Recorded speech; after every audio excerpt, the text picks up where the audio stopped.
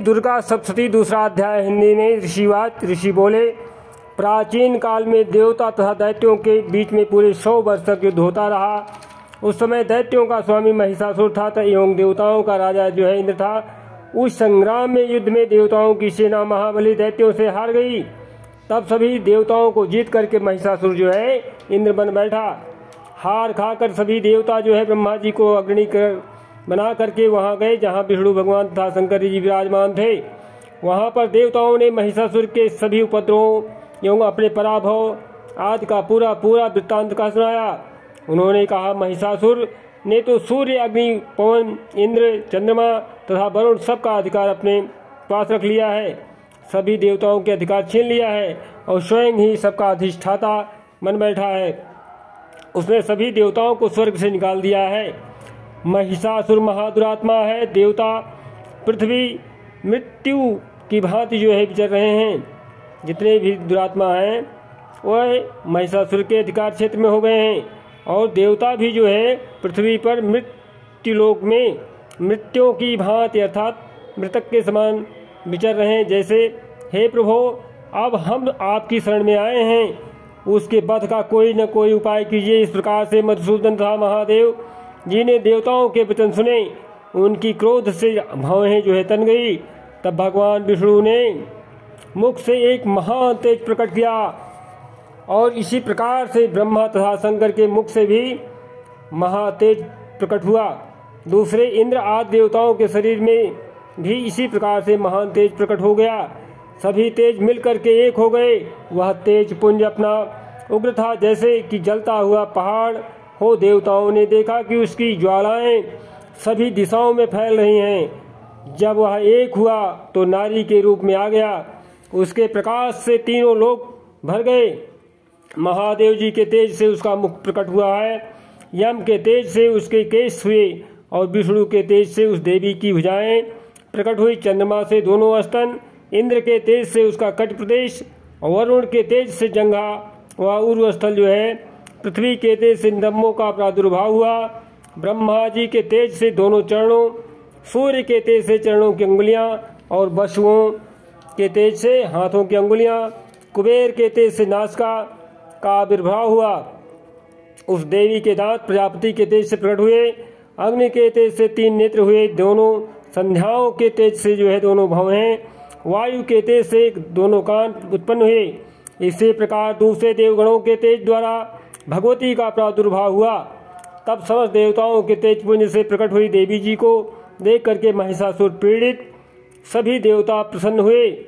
इस प्रकार से जो है महादेव जी ने उस देवी को अपने शूल निकाल करके दे दिया।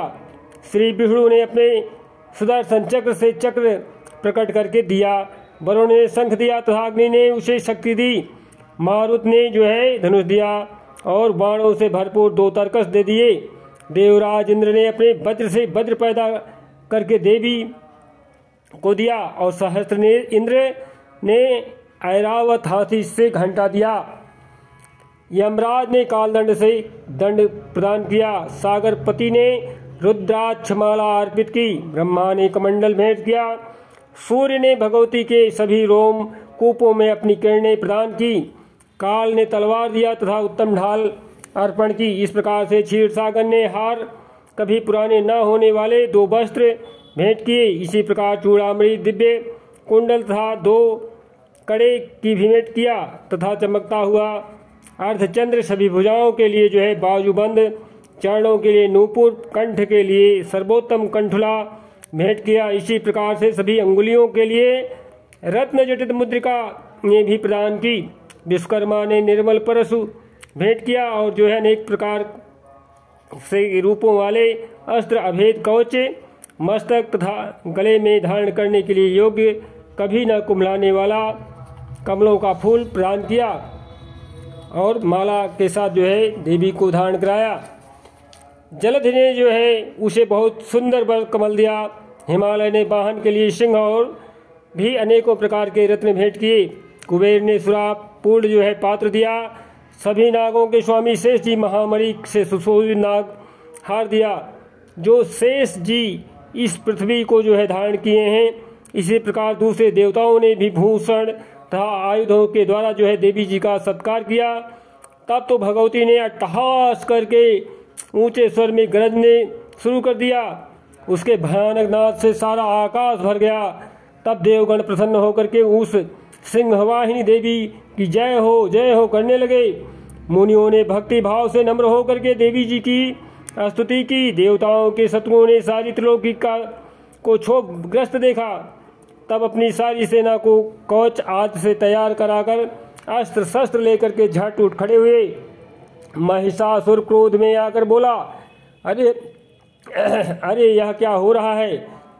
इतना कहकर सभी दैत्य के साथ घिरकर उस सिंहनाद की ओर भागा। वहां जाकर के उसने तीनों लोकों को अपने तेज में मिला लिया और प्रकाशित करता हुआ जो है देवी को देखा।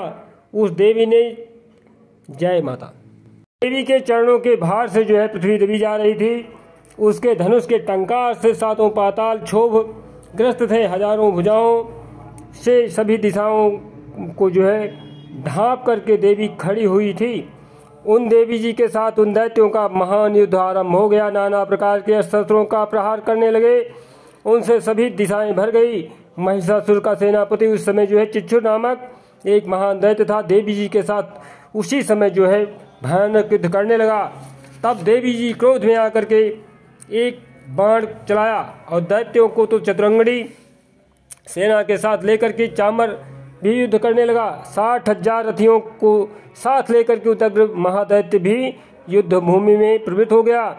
महान दैत्य 1 करोड़ रथियों के साथ लेकर के लड़ा और तलवार के समान पहने रोमों वाला आसिलोमा नामक दैत्य 5 करोड़ रथियों के साथ जो है युद्ध में आ गया। 60 लाख रथियों से आवृत वस्कल दैत्य युद्ध में उतर पड़े और इस प्रकार से जो है पारिवारिक दैत्य हाथी घोड़ों से अनेकों सवारों के साथ घिरे हुए समूह में रथियों के साथ उस महायुद्ध में लड़ने लगे। बिडाल दैत्य 5 अरब रथियों को साथ लेकर के लड़ने लगा और भी हजारों महादैत्य जो है रथ हाथी घोड़े से घिरे थे रथियों को साथ में ला करके देवी जी के सामने युद्ध करने लगा। उस रणांगन में स्वयं महिषासुर भी रथों और हाथी के साथ अश्वों की सेना के साथ घिरा हुआ खड़ा था। तोमर बिंदपाल शक्ति मूसल परशु पट्टिसंग खंग आदि शस्त्रों से युद्ध में देवी जी के साथ युद्ध करने लगा। कुछ दैत्यों ने देवी जी पर शक्तियां छोड़ी और दूसरे उन्हें पास फेंके। तब उस चंडिका देवी ने उन्हें अस्त्र शस्त्रों की वर्षा करके तोड़ डाला।